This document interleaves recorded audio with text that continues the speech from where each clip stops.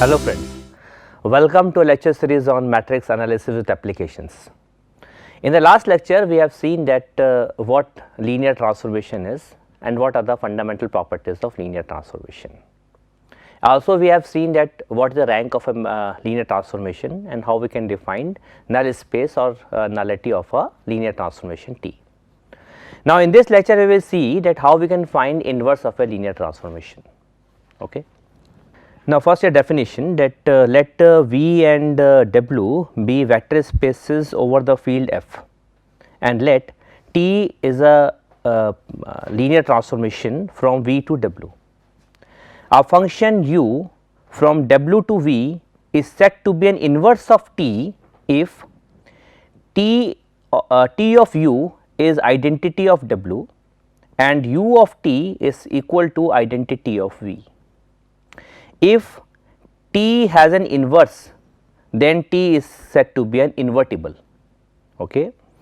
Invertible means there exists a linear transformation u from W to V such that T u equal to identity of W and u t equal to identity of V.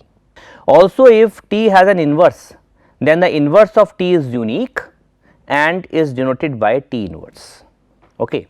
So, we have already seen that if we have a linear transformation T from say V to W T, then we say that this T is a linear transformation if T of alpha V 1 plus V 2 is equal to alpha T V 1 plus T V 2 for all V 1 V 2 in V and alpha belongs to field.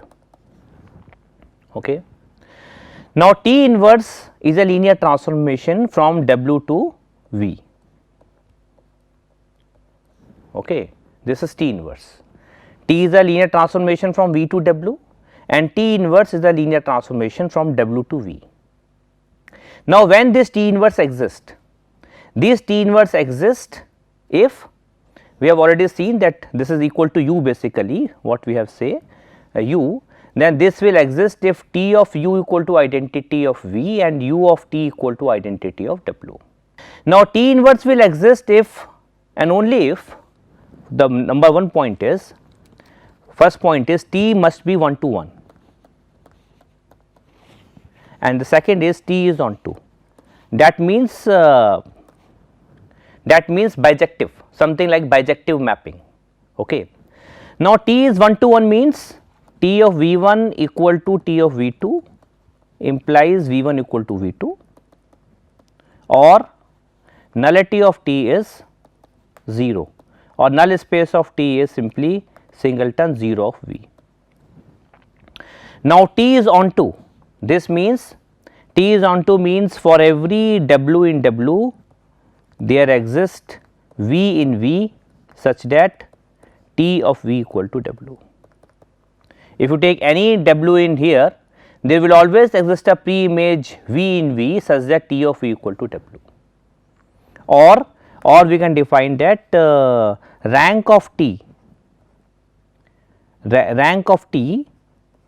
which is R T should be equal to dimension of W, okay, or range of T is equals to W, then the mapping will be onto.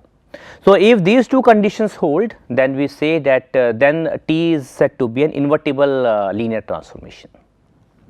Now let us solve this problem.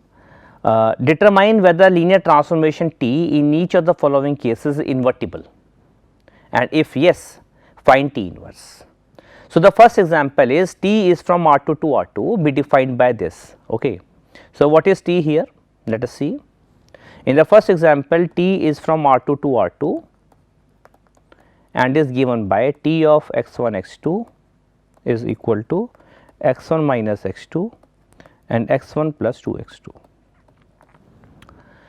Now to verify whether T inverse exists or not, or T is invertible or not, we have to see two conditions. Number 1, T must be 1 to 1 and number 2, T must be on 2. So first is T is 1 to 1 or not. First we will verify whether T is 1 to 1 or not.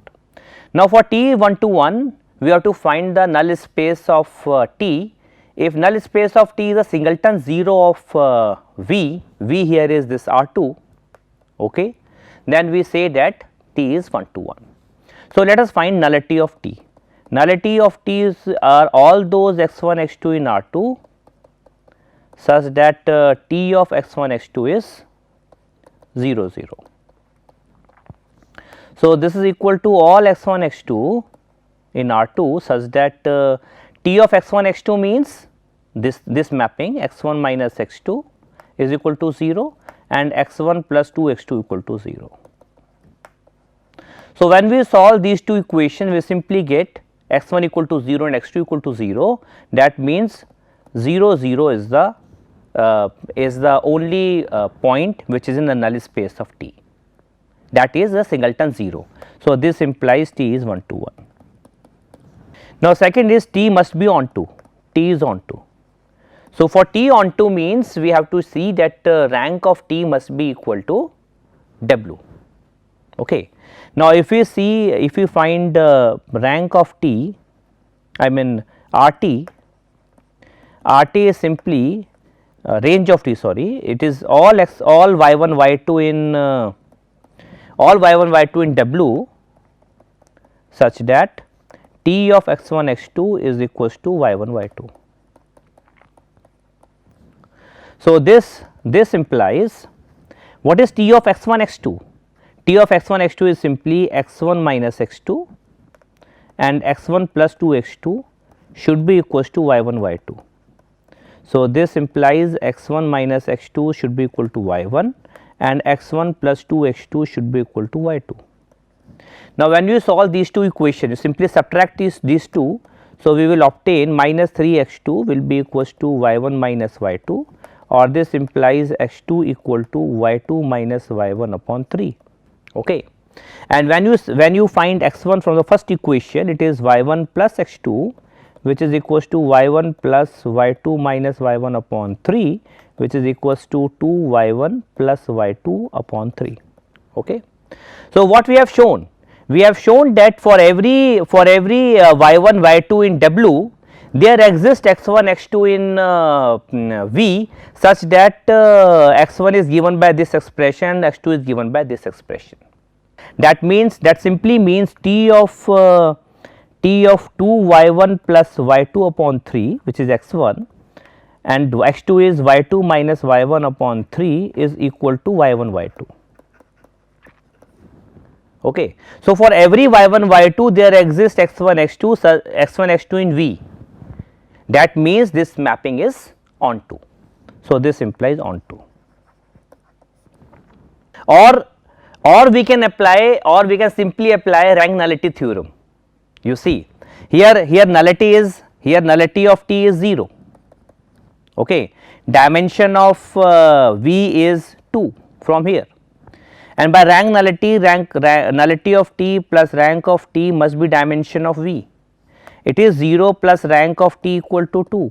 So, this implies rank of T equal to 2 and this implies mapping is onto. Okay. So, this is a simple illustration to show that T is onto. Now, T is onto and 1 1, this implies T is invertible. Okay. Now, if T is invertible, how can we find T inverse?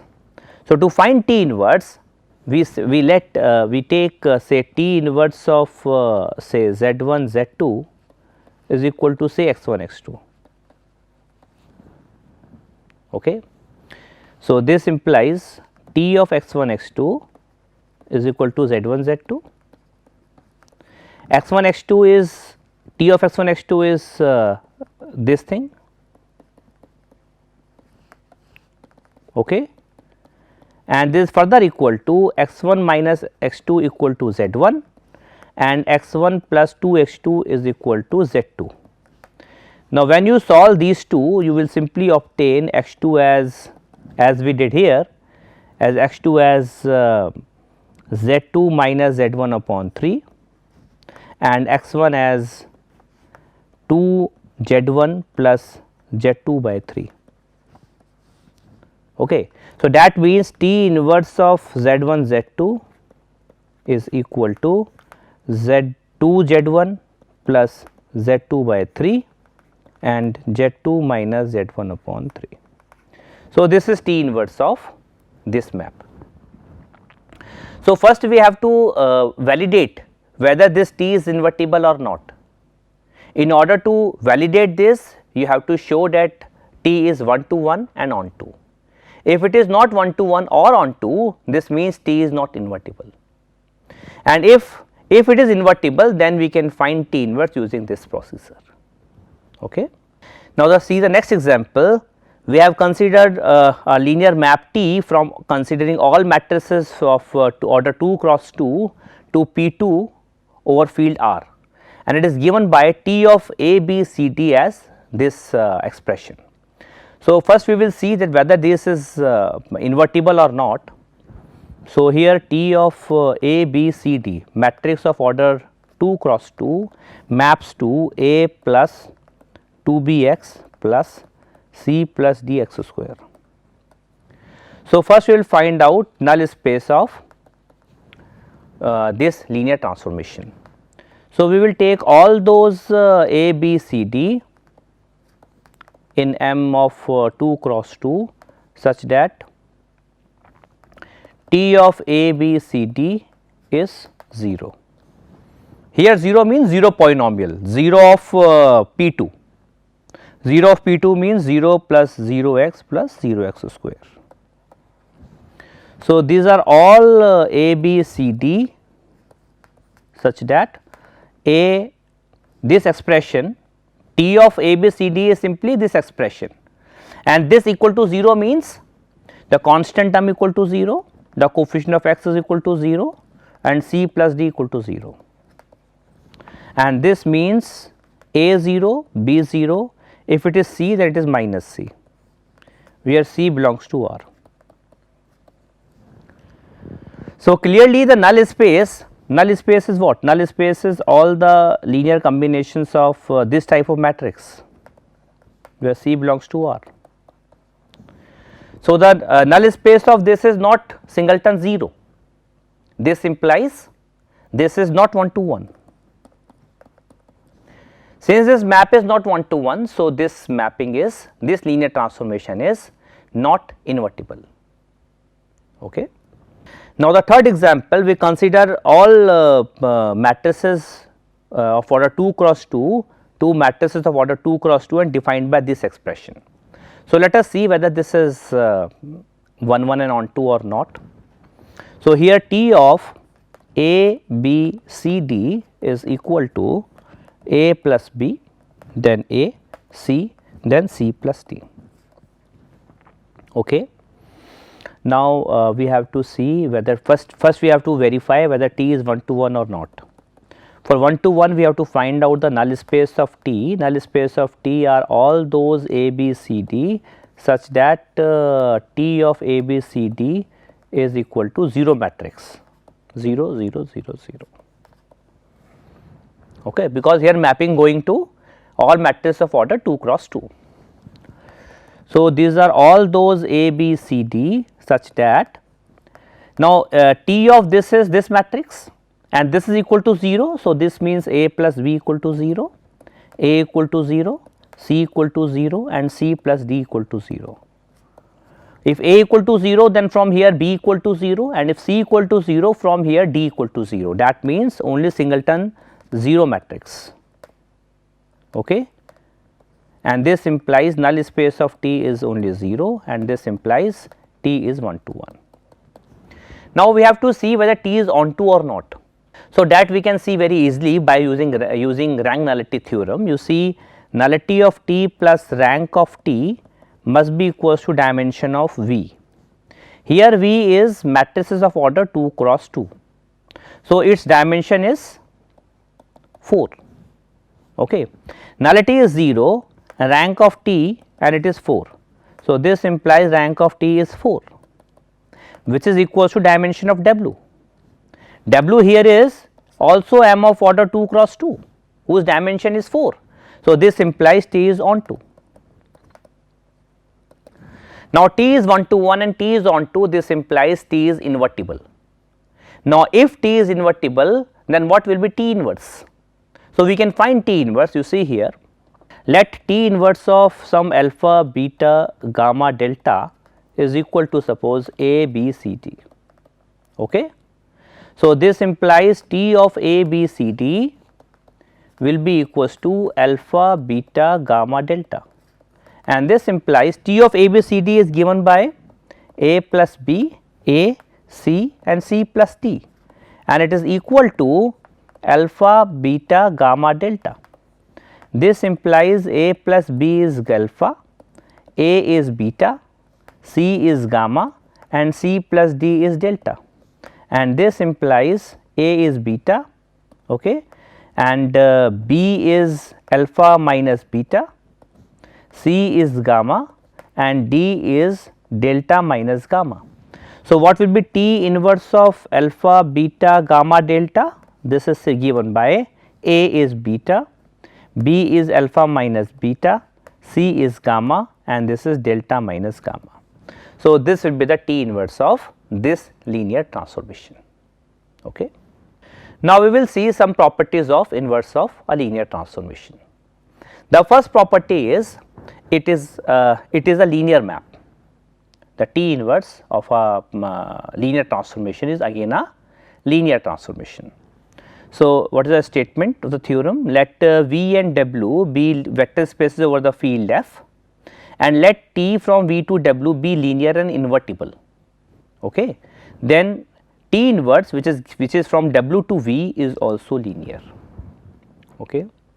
So, in order to show that T inverse is linear, we have to take two elements W1 and W2 in W and alpha in field, and we have to show that T inverse of alpha W1 plus W2 is equals to alpha of T inverse of W1 plus T inverse of W2.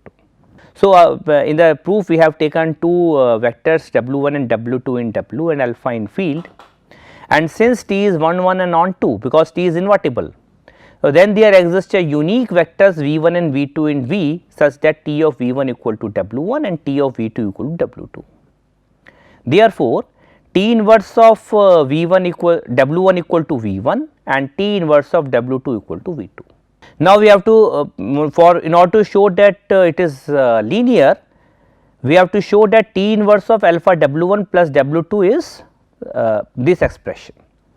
So, T inverse of this will be given by, now W1 is T inverse of W1 is T of V1, W2 is T of V2, and since T is linear, so it is T of alpha V1 plus V2. Now, since it is inverse of this, then T inverse of T is an identity. So, it gives the same expressions alpha V1 plus V2, and V1 is T inverse of W1 and V2 is T inverse of W2. So, we have shown that this T inverse is also linear. Okay. So, if T is linear and invertible, then T inverse is also linear and invertible also. Okay. Now, a linear transformation T is said to be non-singular if T of V equal to 0 implies V equal to 0. That means, the null space of T contain singleton 0 or nullity of T is 0. Okay. Evidently, T is 1 to 1 if and only if T is non-singular. Okay.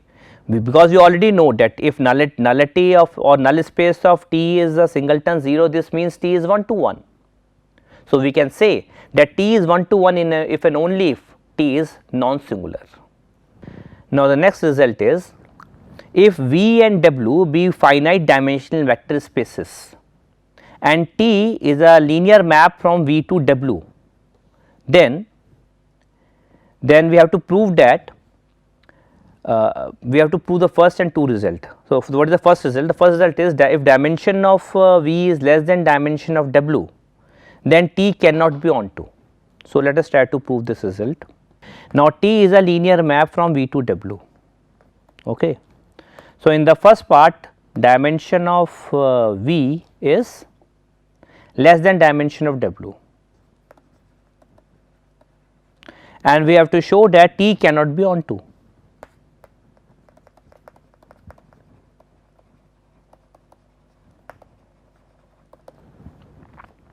Now, when t will be onto? T will be onto when r of t will be onto when t will be onto if r of t equal to dimension of w. Okay. So, by the rank nullity theorem, we know that nullity of t plus rank of t equal to dimension of v, and dimension of v is less than dimension of w, it is given to us. So, this implies rank of t will be less than dimension of w minus nullity of t. Now, nullity of t is always greater than equal to 0, we know this. So, negative of nullity of t will always be less than equal to 0. So, this implies rank of t, because this is always less than equal to 0 with negative sign. So, this will again be less than 0, I mean less than dimension of w. So, this means rank of t is always less than dimension of w, it will never be equal to dimension of w. So, this means t cannot be onto. Okay. So, the first part of the theorem is over. So, the next part is, if dimension of v is more than dimension of w, then t cannot be 1 to 1.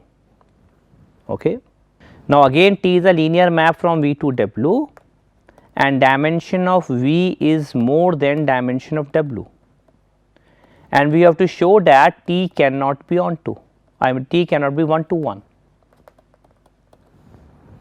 That means nullity of t cannot be 0, or nullity of t is always strictly greater than 0, this we have to show. Okay. Now, again apply rank nullity theorem, it is nullity of t plus rank of t is equals to dimension of v, okay, okay, which is more than dimension of w. So, this implies, now if nullity of t equal to 0, then this implies R t is more than dimension of w from this expression, which is not possible.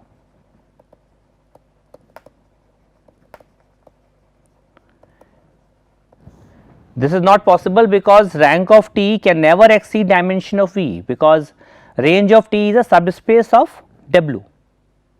Okay.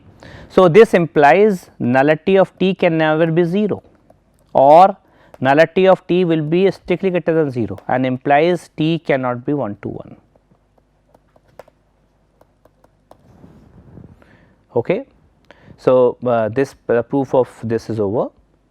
Now, the next result is, let t be a linear transformation from v into w, then t is non-singular if and only if t carries each linearly independent subset of v onto a linearly independent subset of w. That means, if t is a linear map and is non-singular also, then you take any linearly independent subset of v, it always map to linearly independent subset of w, or if this happens for any subset from t to w, I mean from v to w, okay, then t is non-singular. So, how we can show this? The proof is simple, you can see here, you see here t is a linear map from v to w, okay. We have to show that t is non-singular if and only if t carries each linearly independent subset of v onto linearly independent subset of w. Okay. So, first of all, let us take t is non-singular, let t be non-singular. Okay. So, we have to show that if we take any subset, say we take S as V1, V2 up to say Vk be a linearly independent subset of V, then we have to show that then we have to show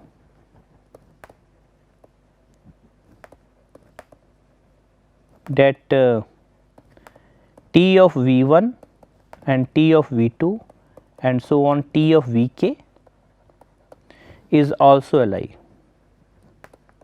of W.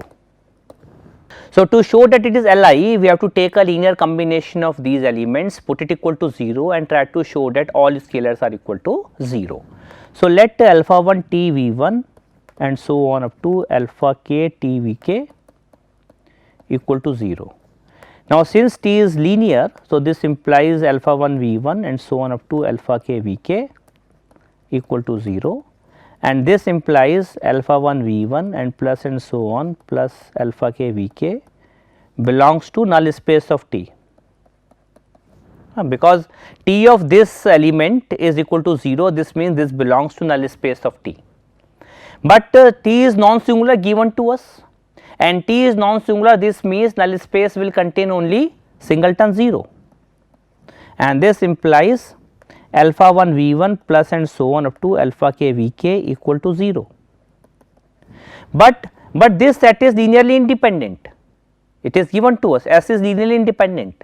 So, since S is linearly independent, this implies alpha 1 equal to alpha 2 equal to and so on up to alpha k equal to 0, since S is Li, and this shows that this set is also linearly independent. So, the first part of the proof is over. Now, let us suppose T carries each Li subset of V onto Li subset of W. We have to show the converse part now, and we have to show that T is non-singular. T is non-singular means we have to show that the null space of T will contain only singleton 0. Okay. Let V be a non-zero vector in V. Okay. Now, let us consider a set containing this V. Okay. If we consider a set containing this V and suppose it is Li, okay, suppose S is a set containing V is Li. So, by this assumption that T carries each Li subset of V onto Li subset of W, then a set containing T of V in of W is also Li. Is also Li means T of V will not equal to 0. Okay, then only it will be Li. So, we have shown that V not equal to 0 implies T V is not equal to 0. We have shown that T of V not equal to 0 implies T of V is not equal to 0. That means null space of V contains only singleton 0, no other element other than 0, and that means T is non-singular. Okay. The next definition is isomorphism. What do you mean by isomorphism? You see, if V and W are the vector spaces over the field F, then any 1-1 linear transformation T of V onto W is called an isomorphism of V onto W. I mean, if T is if a linear transformation T is 1-1 and onto from V to W, then that linear map is called an isomorphism of V onto W. If there exists an isomorphism of V onto W, then we say that V is isomorphic to W. Okay. So, if we have a linear transformation T from V to W such that T is 1-1 and onto, then we say that V is isomorphic to W. Okay. So, in this lecture we have discussed some of the important properties about inverse of a linear transformation. In the next lecture, we will see a matrix associated with a linear transformation. Thank you.